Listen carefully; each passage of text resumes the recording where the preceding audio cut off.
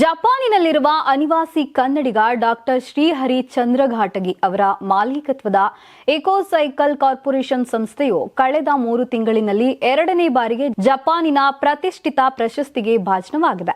3 ತಿಂಗಳ ಹಿಂದೆ ಎಕೋಸೈಕಲ್ ಕಾರ್ಪೊರೇಷನ್ಗೆ ಜಪಾನ್ ಸರ್ಕಾರದ ಸೂಪರ್ ಮ್ಯಾನುಫ್ಯಾಕ್ಚರ್ಸ್ ಪ್ರಶಸ್ತಿ ಬಂದಿದ್ರೆ, ಈ ಬಾರಿ ಪ್ರತಿಷ್ಠಿತ ಗುಡ್ ಕಂಪನಿಯ ಪ್ರಶಸ್ತಿಗೆ ಇದು ಆಯ್ಕೆಯಾಗಿರುವುದು ವಿಶೇಷ. ವಿಜ್ಞಾನ ತಂತ್ರಜ್ಞಾನದಲ್ಲಿ ಅತ್ಯಂತ ಮುಂದಿರುವ ಜಪಾನಿನ ಉತ್ತರ ಕನ್ನಡದ ಸಿದ್ದಾಪುರ ತಾಲೂಕಿನ ಶ್ರೀಹರಿ ಚಂದ್ರಘಾಟಗಿ ಎಕೋಸೈಕಲ್ ಕಾರ್ಪೊರೇಷನ್ ಸಂಸ್ಥೆಯನ್ನ ಹುಟ್ಟುಹಾಕಿ ತನ್ಮೂಲಕ ಕೈಗಾರಿಕಾ ಮಾಲಿನ್ಯ ಮುಕ್ತಗೊಳಿಸುವ ವಿವಿಧ ತಂತ್ರಜ್ಞಾನವನ್ನು ಅಭಿವೃದ್ಧಿಪಡಿಸಿ ಹಲವು ಪ್ರತಿಷ್ಠಿತ ಕಂಪನಿಗಳಿಗೆ ಅನನ್ಯ ಸೇವೆಯನ್ನ ನಡೆಸುತ್ತಿದ್ದಾರೆ.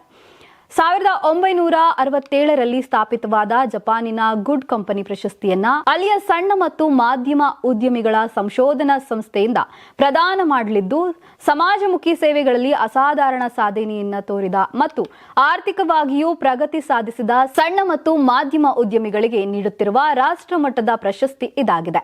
ಈ ಪ್ರಶಸ್ತಿಯನ್ನ ಫೆಬ್ರವರಿ 2ರಂದು ಟೋಕಿಯೋದ ಓಟಿಮಾಚಿಯಲ್ಲಿ ನಡೆಯುವ ಭವ್ಯ ಸಮಾರಂಭದಲ್ಲಿ ಪ್ರದಾನ ಮಾಡಲಾಗುವುದು. ಜಪಾನಿನ ಕಂಪನಿಗಳು ವಿಶ್ವ ದರ್ಜೆಯ ಗುಣಮಟ್ಟಕ್ಕೆ ಹೆಸರುವಾಸಿ.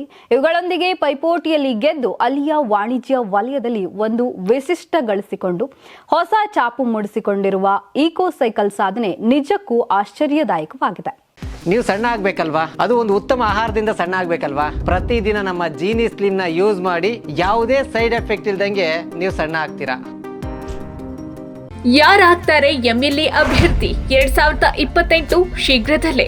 ಪ್ರತಿದಿನ ಒಂದೊಂದು ಕ್ಷೇತ್ರದ ಟಿಕೆಟ್ ಆಕಾಂಕ್ಷಿಗಳ ಸಂಪೂರ್ಣ ಮಾಹಿತಿ ಪೊಲಿಟಿಕಲ್ ಜರ್ನಲಿಸ್ಟ್ ಕೆಎಂ ಶಿವಕುಮಾರ್ ಅವರಿಂದ.